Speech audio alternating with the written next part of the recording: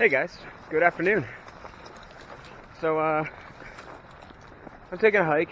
Gonna take the stupid long way because it's Sunday and there's no buses, so I can't take any real shortcuts, but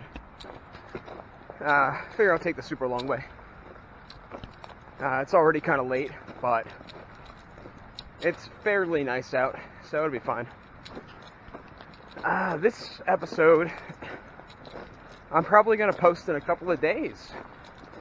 Instead of waiting till I leave, I decided that there are some interesting updates that I would like to address. And anybody that, I still have like 30 subscribers and I haven't put up a new video in a while. So anybody that actually is following what I do, maybe they'll be happy to hear something from me. Maybe not. Don't know. But I figured I'd do a little video because it's going to be a really long walk. And talking to myself is what I do best. I'm the only one that listens to me anyway. As it seems sometimes.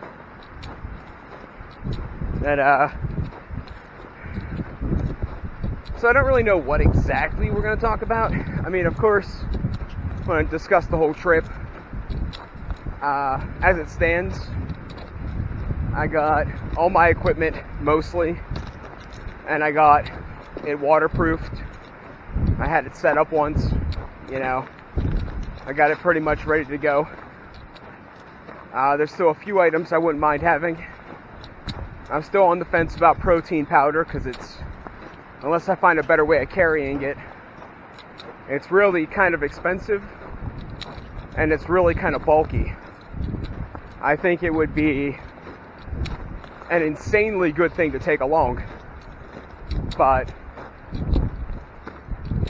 with considering price and the amount of space it takes up, I don't really know if it's worth it. Well, it's definitely worth it, but I don't know if my budget can handle it. So there's that. Other items, I don't really know. I think I got everything for the most part. The downsides that I'm having right now is that the weather keeps changing from, negative 10 degrees and 4 or 5 inches of snow or freezing rain to 40 degrees and rain with the occasional day like this. So getting practice in is almost impossible. And that worries me a little bit because I'd like to have a couple trips down, before I dive right in, but we'll see about that. If I have to dive right in, I guess so be it. Another bad thing is I had a tooth removed. This was about a week ago. And, well, I wanted to get all my back ones out. I wanted to get all my back teeth removed. And I wanted to get a partial before the trip, so I didn't have to worry about another tooth breaking while I'm out. I don't think I'm going to find a dentist that will do that for me. They keep telling me I'm too young. I think in retrospect, it's every time I go back, they get paid. Like, if they took all my teeth out in 3 or 4 trips, they're going to get less than if I go back 8 or 9 times. And depending on insurance, they might even get more. So that's a bit of the American dream right there. Of course, I could be wrong. Of course they could have my well-being in mind, like so many other people have random strangers' well-beings in mind. It's definitely not the money. Maybe. I don't know. But I just had a tooth removed on March 20th, and it's like March 26th, I think. I haven't had a single trip of practice. I'm not entirely sure if I have absolutely everything I need. I mean, I gotta be real close, but... And I have another dentist appointment coming up on May 4th, if I decide to do it. I might leave before then and just say screw it, you know, and say this is a total joke and I'm out of here. But we'll kind of see, because going for a few mile or a few 100-day camping trip is already going to be insanely hard. Like, it's going to be well outside of my comfort zone. I mean, I'm in my depth with something I like to do, but this is an extreme version of what I like to do, and I'll be doing it alone. And, you know, that's a bit concerning for a few reasons. Of course, you have safety, getting lost, just straight up loneliness. I mean, even now, I have no friends, no real family I talk to, but occasionally I go out with other people, you know, rarely, but I do. If I do this, I think it'll be far more rare because of monetary restraints and the everybody will be a stranger. So yeah. Let me think.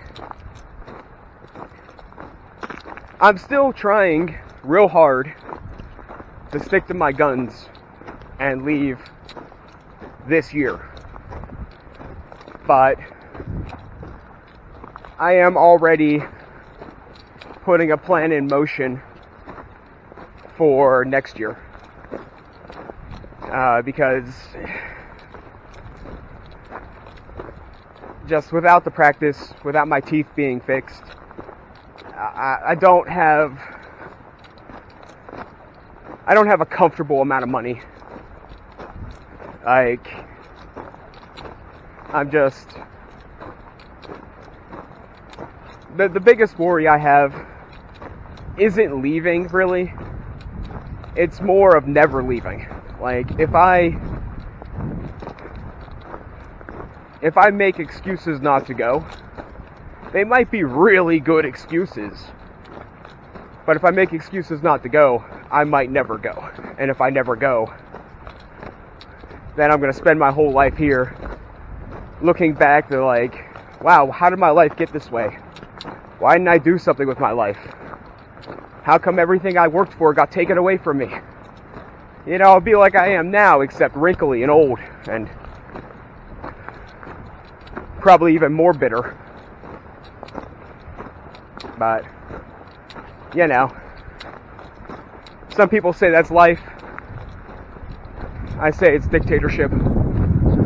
Some people say that's life. I call it slavery. But, you know. What do I know? Well, I was just a kid. I guess I'm a little bit older now. You know, I used to brag a lot, saying that I was smarter than most people my age. And I stick to that. I do think I'm smarter than most people my age when I used to say this. But I haven't really progressed my intelligence in like 5 to 7 years. Yeah, I've learned a thing or two. I've taught myself some stuff. But I haven't really increased my intelligence in a field to keep ahead of the game, so to speak. I'm thinking now I might actually be on par with everybody else that's around my age. instead of being a bit ahead. I also used to always say I'm about as average as I could possibly get. So now that's true, I guess. I really am about as average as you could possibly get.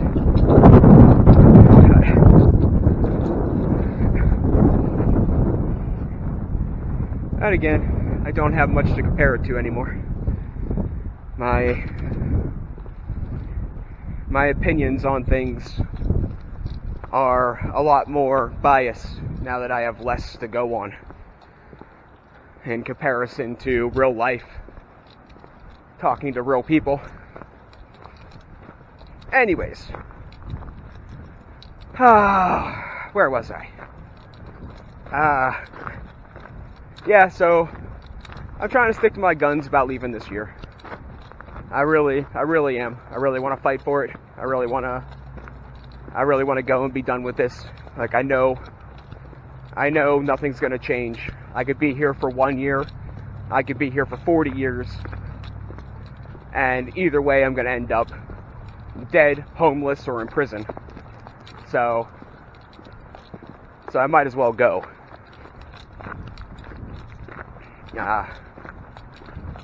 But if I get a job and an opportunity to get a vehicle or an opportunity to get a place of my own somewhere, that could still change, but I would not hold my breath if I was you. So we'll kind of just see. I honestly think, I keep saying it can't be everybody else. It has to be me. Like, it has to. Like, whatever's going on, it has to be me. It's a hard pill to swallow and even a harder problem to dissect. Because I really ain't doing anything. Like, I'm really not doing anything to incur, the wrath of whatever's wrathing towards me. Yeah, anyways, should I stay or should I go? I guess we'll find out next episode. Nah, just playing. But we will see. I have everything scheduled for the end of May. All the videos that I took, I have them scheduled for the end of May. But, nothing's set in stone, as much as I almost kind of wished she would just say, get the hell out. Like I'm not even playing, because, then I would have to, then it wouldn't matter where my teeth are at. It wouldn't matter if I had a job. It wouldn't matter if I had a car. I wouldn't have the excuses. I don't like using the word excuses, because it sounds like I'm making crap up to get out of it, when in reality, my excuses are valid.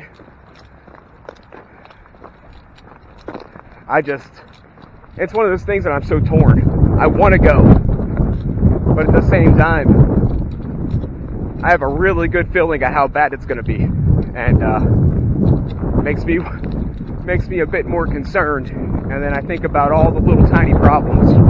Lack of willpower.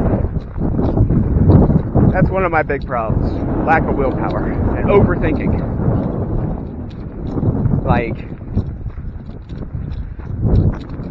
I don't know. Got told about a job, put in an application, never even called me. Surprised me? Not really. I hate that false hope. I hate that feeling like, man, maybe I could do this. Maybe I can get a job, get a car, save up a little bit of money, and get as far away from here as possible to a place where I can genuinely be happy. But in the back of my mind, it's like, I know that's never going to freaking happen. Got better luck getting hit by lightning. So, I guess we'll move on to the next thing. I've been, had a few occurrences. I I went out to the bar with my brother. That was a little bit on the weird side. It was fun. I enjoyed myself. A little disappointed in the show. And one of his friends, for some reason, really doesn't like me. But, you know, can't make everybody happy. But it was good. It was good.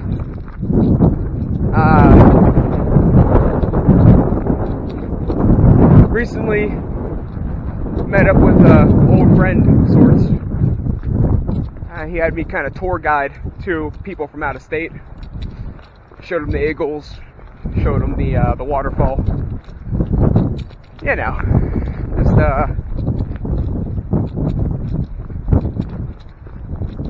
the local small town sites. It was fun. They were a bit of an odd bunch, but I'm kind of odd too, so I try not to judge. I genuinely had a decent time. The problem with it was a day after I got my tooth pulled, and a day after I drank a bunch. So I was in slight discomfort, was slightly hungry, and was fairly hungover. So it kind of made the experience a little worse. And I'm about up on the work site, and I don't like to talk when I go through here because I don't know if anybody hides out here. So I try to slink my way through like a snake. So I'll talk to you guys when I get to the other side. Alright, I think we're far enough away. I don't think there's anything going on down here. So let's continue, shall we? So I went and I was wasting some time. It was raining outside. I'm tired of freaking video games. So I hopped on Google Maps. And I was thinking about looking around for somewhere new to go. And instead I decided to actually map out my trail. Like actually map out the couple common longer trails I take around here. You know, this trail here, the trail I'm taking, this circuit, you know, from my house back to my house in a big circle, is about perfectly 7 miles. I was saying it was 5, but it's about 7 miles perfectly. That trail I took from the fire hall to Walmart, I took it a few times, is about perfectly 5 miles. And the trail, you go from my house to the bus station, going up to that cemetery, is also about 5 miles. The 2 5-mile trails, the 2 5-mile circuits I take, are so much more strenuous than this one. And it makes me wonder why. Because this is 2 extra miles. And it's not usually, depending on the exact route I take, it's not all flat. Well, no matter which way I take, it's not all flat. So, it makes me kind of wonder, like specifically, the trail from the fire hall to Walmart is 2 miles shorter, and it is basically all flat until you get to the end. You get to the end and you have one fairly gentle hill. I mean, it's a bit of a workout after you walk the trail, because it's all the way at the end, but it's not horrible. Like, I could probably run up it if I was at full power, but you get my point, right? So what makes this trail that should be longer and more hills less strenuous than the trail that's shorter and basically completely flat? I have a couple of theories but I don't really know. And I thought it was super wild because I looked it up and I was like, that can't be right. Like I thought from the fire hall to Walmart was going to be like 10 miles.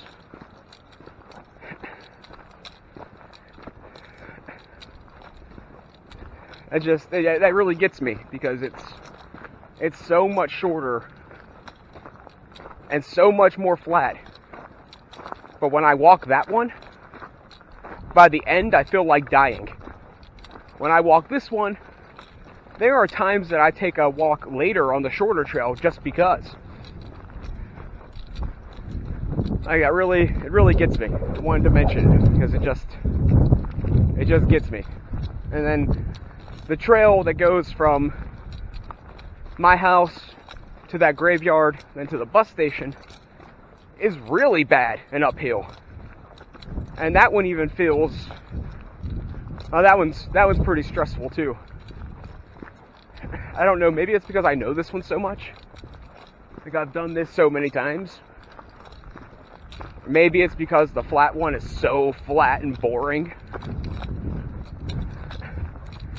I don't know. It's got to be in my head because, physically speaking, I'm probably exerting more energy here than I would be there, but it doesn't feel that way.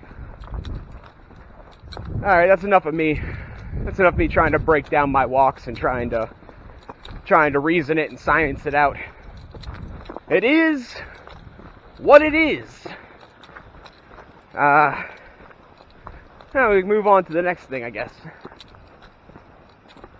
What is the next thing? Got into a weird, almost kind of argument with my neighbor. It was weird. So, admittedly, I was really drunk. It was a few nights. It was the night before I met up with those other people. It was the night after I got my tooth pulled. I did a crap ton of drinking, and I did it basically on an empty stomach, and I was drinking hard liquor. So, admittedly, I was drunk. Like, by the second time I went over and was BSing with him, I was stupid drunk. But, what I remember is he told me, don't smoke in my house. I was like, alright, no big deal. 5 minutes later, his buddy lights up a cigarette and starts smoking it. So I go over and open a window, and I light up, and he doesn't say anything. So I'm like, it doesn't really surprise me. His buddy's smoking. Why the heck would he say anything to me? So I ash on his floor, not really thinking about it, because wait. Saying I'm drunk and I ashed on his floor gives a wrong context to the story. He's remodeling his house. That's why I went over, because I know a thing or two about a thing or two. And I don't hate the guy. So, I went over because he's remodeling his house. And I'm talking ripping out the drywall, ripping out the carpets, ripping out the linoleum, ripping out the counters, like full on gutting the place. So the floors are covered in linoleum or tile or hardwood. And there's drywall dust everywhere. So, I didn't really think that would be an issue. He's like, he just goes outside and starts flipping out, right? And he comes up and he's like, you think you can fight me? You think you want to fight me? And I'm like, you think you could beat me at a fight? And I'm like, maybe, probably. I'm like, I'm fairly fit and I got beer muscles, maybe. Which, might not have been the smartest answer, but it was the honest answer in my head. I mean, in theory, I was so drunk at that point, I really doubt I could have beat him, but not the point. The point was, I didn't know what the fight was about. So, his one friend called me arrogant, so I was like, you know what? I'll just leave. He's like, no, you can stay, here's a beer. Gives me a beer, I crack the beer, take a sip of the beer. He's like, you want to fight me? And I'm like, I put my beer down, I put my coat down, and I was like, alright man, take your swing. Yeah. nothing happened. But it's so weird because I don't understand it. I don't get it. I guess I know now that he is not friend material because I don't deal with aggression, especially pointless aggression. If I lit up alone and broke his rules, I could see him being mad and say, you know what, why don't you step outside and smoke? And I would have stepped outside and smoked. If he had actual flooring or carpet in and I ashed on his floor and he wasn't remodeling, I could see him being mad. But his reason was, I could set his freaking house on fire. And I'm not completely against that ignorant way of thinking. Like, I could understand why you'd feel that way. But there's 4 people standing there, and a cigarette can't even light gasoline on fire. Like, if I dropped my cigarette on the floor and just let it there, and it was on carpet, and a breeze came through, then maybe. But that wasn't the case. Long story short, I drank another beer and I left. And I'm probably not going back. I mean, I even tried to apologize, even though it was against my better judgment. He was like, I was like, well, he lit up a cigarette first. He's like, he's my friend. I'm like, what does that matter if you don't want smoking in your house? It doesn't matter who's smoking it. It should make you feel worse that your friend disobeyed your rules than your neighbor just playing monkey see, monkey do. But not everybody sees it that way. And I think I just happened to be the target because I wasn't his friend. So I thought that was an interesting story. For some reason, he made it sound like I started it. And I'm sorry, I was stupid drunk, but I'm stupid drunk a lot. And I don't ever get into fights. Like you have to really push me to want me to fight you. So I don't know. That's done and over with. But I thought it was a funny story. Let's move on to the next interesting bit. So, I started actually using that fake Facebook I made. I put my real name in parentheses so people can find me. And mostly all I use it for is to contact that one guy and to tell the neighbor if her dog is loose or not. Because her dog has a habit of jumping the fence. So that's pretty much all I use it for. But if I get bored, I'll comment on random posts or share things that I think's intriguing. In the last 2 weeks, I had 2 attempted catfishing attempts. And I don't understand that either. Like, I don't have money. Like, the only thing you can really take from me is my life. And I don't really have much of that. So I mean, it's hard to understand. It's hard to understand what the point is.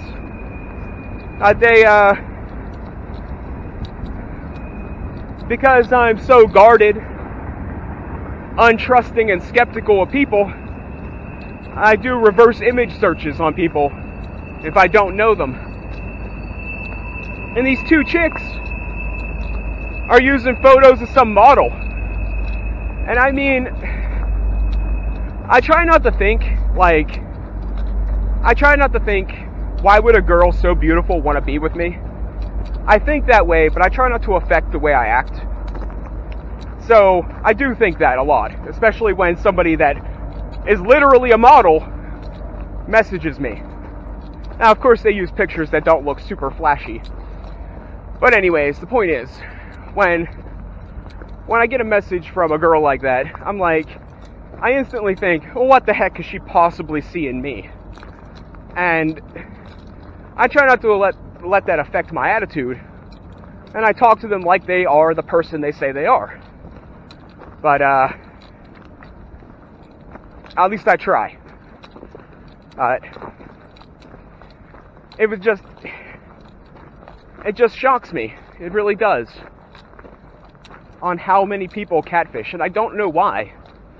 Like, is it fun? Self-esteem? For money? For information? Is it just to be cruel to people? I don't get it. Unluckily for them, I think with both of my heads, not just one. They do a nice little check and balance. You know, my little buddy's like, yo, that chick is fine. And then my brain's like, I don't know, man, she's cute. I'd do it, but maybe you should talk to her a bit and, think about it. So, yeah, I use both of my brains when I talk to most girls. So that kind of helps me out, and I kind of screws up their plans. All right, man. I'm gonna go for a minute. I'll be back. All right. So my producers tell me that I have about half an hour left on my memory card. So that should be about an adequate amount of time, I would think. So catfishing. Let's talk about catfishing. One of my favorite sports. Fishing catfish in the river is just amazing. They're so much more powerful than lake catfish. Oh wait, wrong catfishing. Let's talk about the other catfishing. The other catfishing. So, I had this stroke of genius where I was like, man, it'd be really cool to have a YouTube channel surrounded by, like, exposing catfish people. Not only is that a TV show already, it's really hard to do because the last two I dealt with, I kind of let it go until they asked for money or they exposed themselves.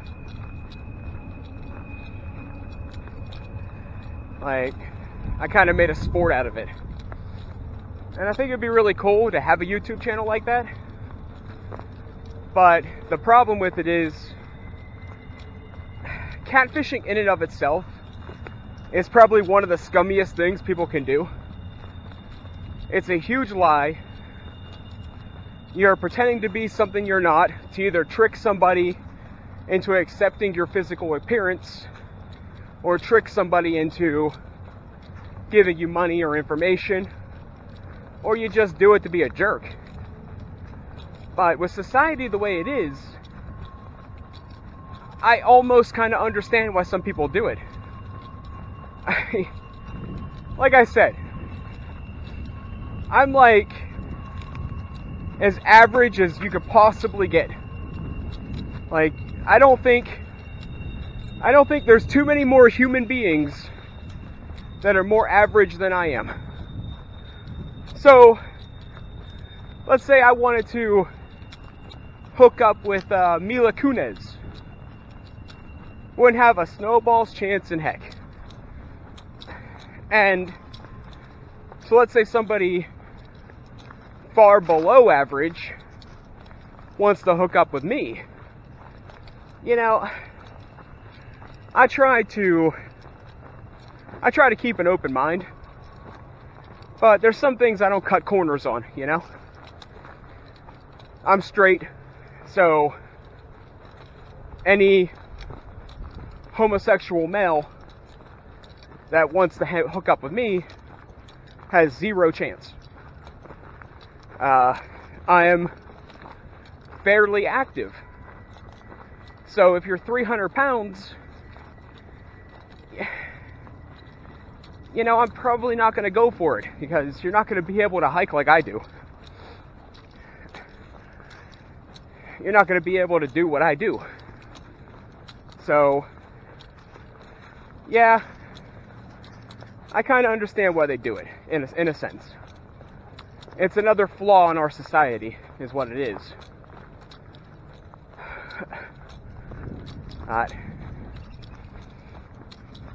Oh. It's sad. It's really sad. Because, like me, I'm as average as I possibly could get. I haven't been in a romantic relationship in almost any sense of the imagination in like 7 years. Now, granted, I haven't really tried much, but even when I did or I do, I get pretty much completely ignored or I get catfished. So I understand why people feel this way, you know. An eye for an eye, the whole world goes blind. But if you don't do something, you're never going to get what you want. So I understand, you know, you got to play dirty, I guess. I just don't condone it. It all wraps back into the world needs to change, but it's never going to.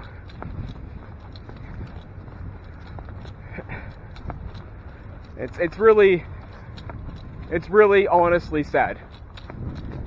Like, I'm spending most of the best years of my life. Well, maybe not.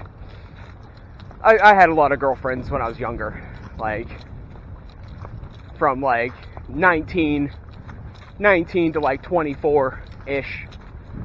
You know, I did fairly well, but I'm spending a large portion of my life being alone, and it's not really my fault. You know, I can't make somebody like me. I can't make somebody trust me. I can't make somebody give me a job to make me more appealing. I can't make somebody get to know me. And I can only imagine how many other people feel that way. And it is genuinely saddening, because we're playing to our master's bidding. If you don't fit a certain type of person, if you don't fit a certain stereotype, you might live your entire life having to accept loneliness, having to accept the fact that you're almost definitely going to be catfished, have to accept that things are just going to go wrong because you're not the type of person society deems to be worthy. And it kills me every single day. It makes me so sad to think that the world got this way. I'm just one man, and I'm already at a point in my life where it doesn't really matter what I say, because I'm not going to have any impact. I'm not going to genuinely change anything. Nobody's going to genuinely listen to me. And the people that do listen to me have just as much or less say than I do. The best, and I'm a man of finding a solution to a problem. I don't like to sit and just complain.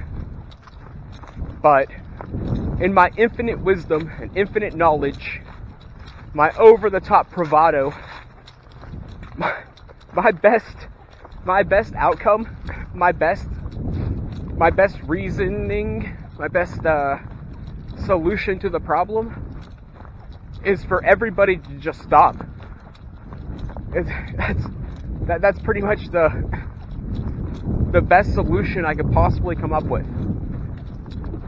If you feel like your life's going nowhere, and you feel like you're working a dead-end job and you're being miserable, if you feel that you're being trolled on the internet and you can't get a romantic relationship and you can't, win on that video game because everybody's cheating, if you're just not good, you always feel like you're just not good enough, just stop working, stop using the internet. You can always be replaced in this here grand scheme of things, in this machine we call society. You can always be replaced. But if enough parts break, if enough parts give up, if enough parts stop, they'll be scrambling to keep their lifestyle. I don't know if that's the correct terminology. I'm not trying to blame the rich. I'm not trying to blame the poor. I'm not trying to blame people in power. I'm trying to blame the people responsible.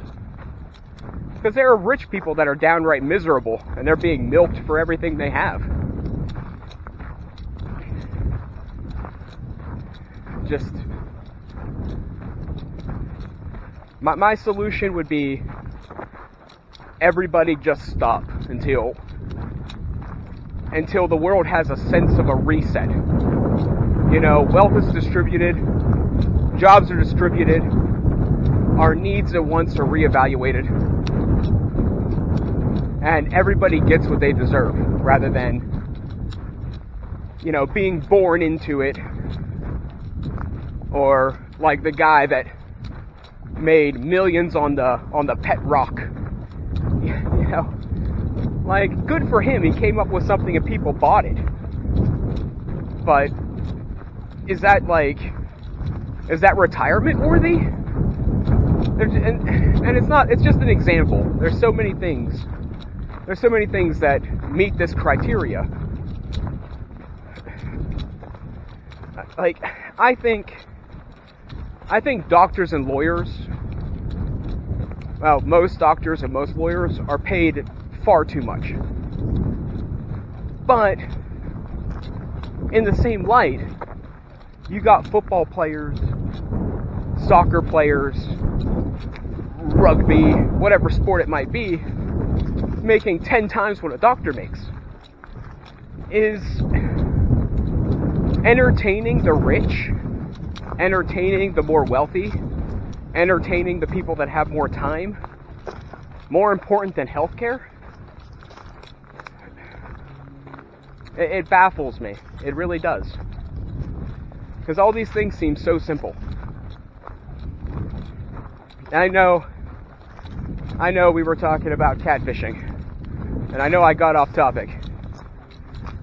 I have every intention of being ridiculously drunk again. And I'm already getting there. So bear with me. Should be the next Ron White. He's a comedian. He's usually off his butt by the time the show's over. One of my favorite comedians. I don't really like comedians, but when I saw him by happenstance, and it was a pretty funny show. So he'd be the next Ron White, because everything I'm saying is just as much of a joke as what society is.